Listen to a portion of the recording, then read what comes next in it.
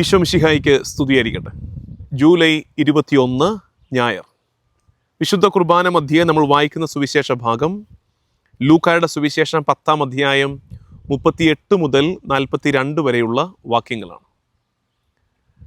ഞായറാഴ്ച ദിവസമാണ്. അതുകൊണ്ട് തന്നെ നമ്മുടെ ബ്ലസ് 364-ൽ നമ്മൾ 4 വായനകൾ, ഞായറാഴ്ചത്തെ പരിശുദ്ധ കുർബാന മധ്യേ വായിക്കുന്ന 4 വായനകളിലൂടെയുള്ള യാത്ര നടത്തുന്നുണ്ട്. ഇന്നത്തെ വായനകൾ നിങ്ങളുടെ ശ്രദ്ധയിലേക്കായിട്ട് പറഞ്ഞു തരികയാണ്. ഒന്നാമത്തത് റൂത്ത് 1-ാം അധ്യായം 6 മുതൽ 18 വരെയുള്ള വാക്യങ്ങൾ. രണ്ടാം വായന പ്രഭാഷകന്റെ പുസ്തകം 33-ാം അധ്യായം 7 മുതൽ 13 വരെയുള്ള വാക്യങ്ങൾ. ലേഖനം റോമാ ലേഖനം 12-ാം അധ്യായം 3 മുതൽ 8 വരെയുള്ള വാക്യങ്ങൾ. ഒടുവിലത്തത് സുവിശേഷം ലൂക്കാ സുവിശേഷം 10:38 മുതൽ 42 വരെയുള്ള വാക്യങ്ങൾ. സുവിശേഷത്തിൽ നിന്ന് നമുക്ക് പുറകോട്ട് യാത്ര ചെയ്യാം. ചില നേരങ്ങളിൽ നമ്മൾ പഴയ നിയമ വായനകളിൽ നിന്ന് ഇങ്ങോട്ട് യാത്ര ചെയ്ത് വരാറുണ്ട്. ഇന്ന് നമുക്ക് സുവിശേഷത്തിൽ നിന്ന് ഈ 4 വായനകളെ കണക്ട് ചെയ്യുന്ന പ്രധാനപ്പെട്ട ത്രെഡ് കണ്ടെത്താം. എന്നിട്ട് നമുക്ക് ബാക്കി വായനകളെ അത് വെച്ച് മനസ്സിലാക്കാം. മർത്തായും മറിയവും ആ രംഗമാണ്. ഈശോ ഇവരുടെ വീട്ടിലേക്ക് എത്തുന്നു. നമ്മൾ കാണുന്നത് മറിയം എന്നു പേരായ ഒരു സഹോദരി ഉണ്ടായിരുന്നു. അവൾ കർത്താവിൻ്റെ വചനങ്ങൾ കേട്ടുകൊണ്ട് അവൻ്റെ പാദാന്തികത്തിൽ ഇരുന്നു. മർത്തായാകട്ടെ പലവിധ ശുശ്രൂഷകളിൽ മുഴുകി വ്യഗ്രചിത്തയായിരുന്നു. അവൾ അവൻ്റെ അടുത്ത് ചെന്ന് പറഞ്ഞു, കർത്താവേ, ശുശ്രൂഷയ്ക്കായി എൻ്റെ സഹോദരി എന്നെ തനിയെ വിട്ടിരിക്കുന്നത് നീ ശ്രദ്ധിക്കുന്നില്ലേ? എന്നെ സഹായിക്കാൻ അവളോട് പറയുക. കർത്താവ് അവളോട് പറഞ്ഞു, മർത്ത മർത്ത, നീ പലതിനെക്കുറിച്ചും ഉത്കണ്ഠാകുലയും അസ്വസ്ഥയുമായിരിക്കുന്നു. ഇവിടെ സാധാരണ നമ്മൾ ഈ ഭാഗം വ്യാഖ്യാനിക്കുമ്പോഴൊക്കെ മറിയം നല്ലവളും നല്ല ഭാഗം തിരഞ്ഞെടുത്തവളും മർത്ത ചെറിയൊരു വില്ലത്തിയുമാണ്. പക്ഷേ ഞാൻ എൻ്റെ ധ്യാനങ്ങളിലുമൊക്കെ മർത്തായെക്കുറിച്ച് പറയാറുണ്ട്, അടങ്ങിയിരിക്കുക, സ്വസ്ഥതയോടെ ഇരിക്കുക, കർത്താവ് നമ്മളോട് കമാൻഡ് ചെയ്യുന്നു എന്ന രീതിയിൽ. പക്ഷെ ഇന്ന് നമ്മൾ മനസ്സിലാക്കുന്നത് ശരിക്കും എവിടെയാണ് മർത്തായ്ക്ക് തെറ്റിയത്? നിങ്ങളുടെ അഭിപ്രായത്തിൽ എവിടെയാണ് മർത്തായ്ക്ക് തെറ്റിയത്? ശരിക്കും മർത്ത ചെയ്ത ജോലി ആവശ്യമുള്ളതായിരുന്നു. അവൾ ശുശ്രൂഷകളിലാണ് വ്യാപൃതയായിരുന്നത്. ശുശ്രൂഷകളിൽ എന്ന് വെച്ചാൽ കർത്താവിന് വേണ്ടത് ഒരുക്കുകയായിരുന്നു. അത് വേണ്ടതല്ലേ? അത് കർത്താവിൻ്റെ മുമ്പിലും സഭയിലും ആവശ്യമുള്ളതല്ലേ? പിന്നെ എവിടെയാണ് മർത്തായ്ക്ക് പിഴച്ചത്? മർത്തായ്ക്ക് പിഴച്ചത് എപ്പോഴോ ഒരു നേരത്ത് മർത്തായ്ക്ക് തോന്നി താൻ ചെയ്യുന്നത് വലിയ കാര്യമാണെന്നും മറിയം ചെയ്യുന്നത്, എന്താ മറിയം ചെയ്യുന്നത്? കർത്താവിൻ്റെ വചനം കേട്ടുകൊണ്ടിരിക്കുന്നത് അത്ര പ്രധാനപ്പെട്ട കാര്യമല്ലെന്നും അത് നിസ്സാരമാണെന്നും തോന്നി. ആ തോന്നൽ മർത്ത പരാതിയായി ഉന്നയിച്ചു. അവിടെയാണ് അവൾക്ക് തെറ്റിയത്. അവിടെയാണ് കർത്താവിൻ്റെ കറക്ഷൻ, കർത്താവിൻ്റെ വിരൽ അവളുടെ നേരെ നീണ്ടത്. ശരിക്കും ഞാൻ ചിന്തിക്കുന്നത്, പരാതി ഒന്നുമില്ലാതെ, തിരിച്ചു ചിന്തിച്ചേ, പരാതിയും പരിഭവവും ഒന്നുമില്ലാതെ മർത്ത അവൾ ചെയ്ത പണിയൊക്കെ ചെയ്ത് സമാധാനത്തോടെ ആയിരുന്നെങ്കിൽ കർത്താവ് പറഞ്ഞേനെ, മർത്ത നീ കൊള്ളാം, മറിയം നീയും കൊള്ളാം, നിങ്ങൾ രണ്ടുപേരും സഭയിൽ ആവശ്യമുണ്ട്, നിങ്ങൾ രണ്ടുപേരും എൻ്റെ സമൂഹത്തിൻ്റെ ഭാഗമാണ്. ജോലി എടുക്കുന്ന മർത്തായും സ്വസ്ഥതയോടെ ഇരുന്ന് കർത്താവിൻ്റെ വചനം കേൾക്കുന്ന മറിയവും. മർത്തായും മറിയവും ചേരണം, പരാതികളില്ലാതെ, പരിഭവങ്ങളില്ലാതെ. തിരിച്ചിന്തിച്ചോ, മറിയം എങ്ങാനും പറയുകയാണെന്ന് വിചാരിച്ചേ, മറിയം കർത്താവിനോട് അല്പം പുണ്യപ്പെട്ടവൾ ചമഞ്ഞിട്ട് പറയുക, കണ്ടോ കർത്താവേ, ആ മർത്ത അടങ്ങിയിരിക്കുന്നില്ല, ഞാനല്ലേ നിൻ്റെ മുമ്പിൽ നിന്ന് വചനം കേട്ടുള്ളൂ എന്ന് പറഞ്ഞിരുന്നെങ്കിൽ മിക്കവാറും വഴക്ക് മറിയത്തിന് കിട്ടിയേനെ. എടി മറിയം, മർത്തായെ കണ്ടു പഠിക്കുക, അവൾ നല്ല ഭാഗം തിരഞ്ഞെടുത്തു. എന്താ നല്ല ഭാഗം? ഏതാ? പരാതികളില്ലാത്ത ഭാഗം. പരാതികളില്ലാത്ത ഭാഗം തിരഞ്ഞെടുത്തു. പരാതികളും പരിഭവങ്ങളും നമ്മുടെ ശുശ്രൂഷ എന്തോ മെച്ചമാണെന്ന് തോന്നുന്നിടത്ത് നമുക്ക് അപകടം പറ്റും. ഇത് നമുക്കെല്ലാം വേണമെന്ന്. അതാണ് റൂത്തിൻ്റെ പുസ്തകത്തിൽ നമ്മൾ കാണുന്നത്. റൂത്തിൻ്റെ പുസ്തകം എടുക്കാം. നിങ്ങൾ ബൈബിൾ ഉള്ളവർ എന്നോടൊപ്പം എടുക്കാമോ? റൂത്തിൻ്റെ പുസ്തകം ബൈബിളിൻ്റെ ആദ്യ പുസ്തകങ്ങളിലുണ്ട്. ന്യായാധിപന്മാരുടെ പുസ്തകം കഴിഞ്ഞ് റൂത്തിൻ്റെ പുസ്തകം. അവിടെ നമ്മൾ കാണുന്നത് റൂത്തിൻ്റെ അമ്മായിയമ്മയായ നവോമിയുടെ ഭർത്താവ് മരിച്ചു.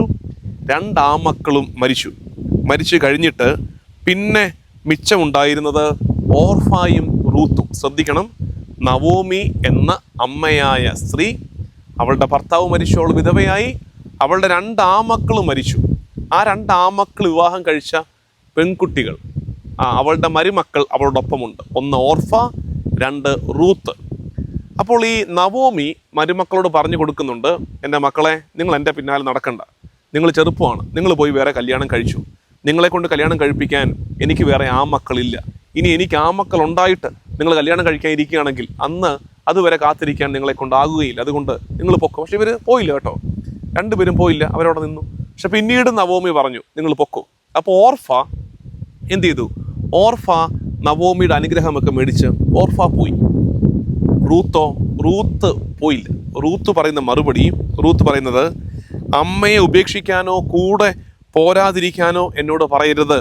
അമ്മ പോകുന്നിടത്ത് ഞാനും വരും, വസിക്കുന്നിടത്ത് ഞാനും വസിക്കും. അമ്മയുടെ ചാർച്ചക്കാർ എൻ്റെ ചാർച്ചക്കാരും അമ്മയുടെ ദൈവം എൻ്റെ ദൈവവുമായിരിക്കും. ഇവിടെ എന്താണ് മനസ്സിലാക്കേണ്ടത്? ശരിക്കും ഓർഫായും നല്ലതാണ്, റൂത്തും നല്ലതാണ്. രണ്ടും വരട്ടെ, രണ്ടും ഉണ്ടാകട്ടെ. ഓർഫ ആദ്യം മടിച്ചെങ്കിലും പിന്നീട് അമ്മായിയമ്മയുടെ വാക്കനുസരിച്ച് അവൾ അമ്മായിയമ്മയെ വിട്ടുപോയി.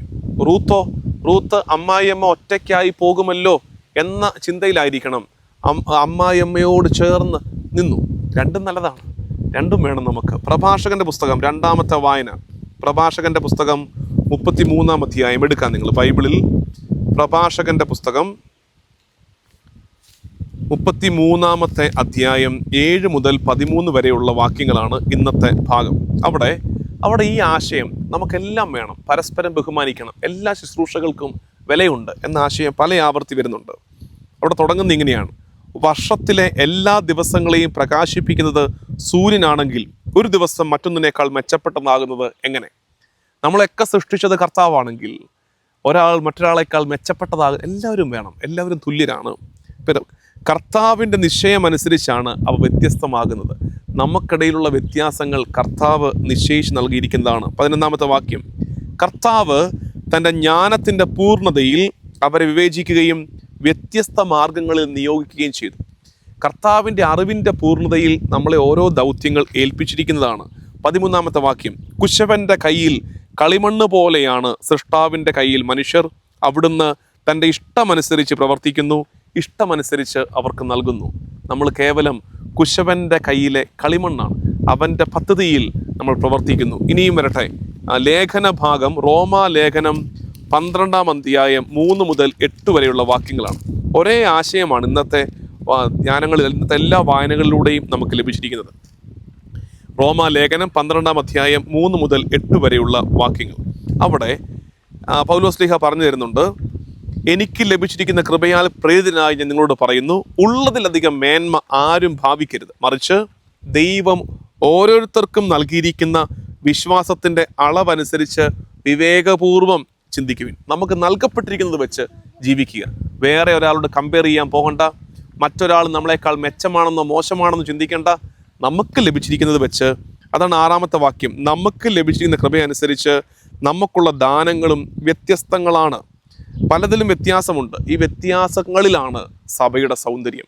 അപ്പോൾ ഇന്നത്തെ വായനകളെല്ലാം ഈ മർത്താ മറിയവും നമുക്ക് വേണം, റൂത്തും ഓർഫായും നമുക്ക് വേണം. പ്രഭാഷകന്റെ പുസ്തകത്തിൽ പറഞ്ഞിരിക്കുന്നത് പോലെ കുശവൻ്റെ കയ്യിലെ കളിമണ്ണാണ്, അവൻ നമ്മളെ മെനഞ്ഞെടുത്തിരിക്കുന്നത്. ഓരോരുത്തർക്കും ഓരോ പദ്ധതിയുണ്ട്. ഇത് നമുക്കിടയിലൊക്കെ കറക്റ്റ് അല്ലേ? ഒത്തിരി പ്രാർത്ഥിക്കുന്ന ഒരാൾ വിചാരിക്കരുത്, ഈ സാമൂഹിക സേവനത്തിൽ ഏർപ്പെട്ടിരിക്കുന്നവർ നോക്കിയിട്ട് പറയരുത്, നിങ്ങളിങ്ങനെ അലഞ്ഞു നടന്നു, നിങ്ങളിങ്ങനെ പള്ളിയിലും കയറാതെ ഇങ്ങനെ അലഞ്ഞു നടന്നു. ഞങ്ങൾ രാവിലെ തൊട്ട് വൈകുന്നേരം വരെ പ്രാർത്ഥിക്കുന്നതാണ് ദൈവത്തിൻ്റെ പദ്ധതി.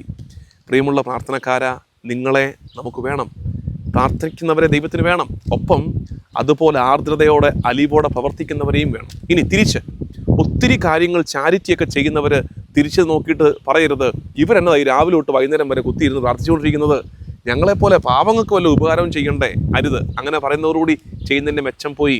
നമുക്ക് നിങ്ങളെപ്പോലെ ശുശ്രൂഷ ചെയ്യുന്നവരെ സഭയിൽ ഈശോയ്ക്ക് ആവശ്യമുണ്ട്. ഒപ്പം തന്നെ കർത്താവിൻ്റെ സന്നിധിയിൽ മറിയത്തെ പോലെ സ്വസ്ഥതയോടെ ഇരുന്ന് വചനം കേട്ട് ധ്യാനിക്കുന്നവരെ സഭയിൽ ആവശ്യമുണ്ട്.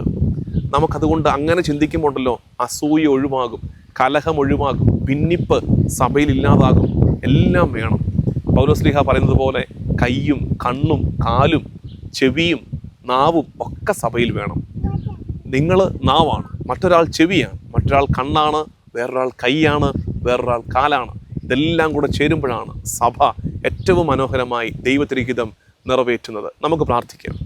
ഈ ഞായറാഴ്ച ദിവസം കർത്താവേ, നിന്റെ വചനം കേട്ട ഞങ്ങളെ നീ അനുഗ്രഹിക്കണമേ. നിന്റെ സഭയിൽ ഞങ്ങൾക്ക് ലഭിച്ചിരിക്കുന്ന ദാനങ്ങൾക്കനുസൃതമായി ശുശ്രൂഷ ചെയ്യുവാൻ ഞങ്ങളുടെ മേൽ നിന്റെ റൂഹായെ അയക്കണമേ. നമ്മുടെ കർത്താവ് ഈശോ മിശിഹായുടെ കൃപയും പിതാവായ ദൈവത്തിൻ്റെ സ്നേഹവും പരിശുദ്ധാത്മാവിൻ്റെ സഹവാസവും എന്നും എല്ലാ കാലവും കൂടെ ഉണ്ടായിരിക്കട്ടെ, ഇപ്പോഴും എപ്പോഴും എന്നേക്കും. ആമേൻ.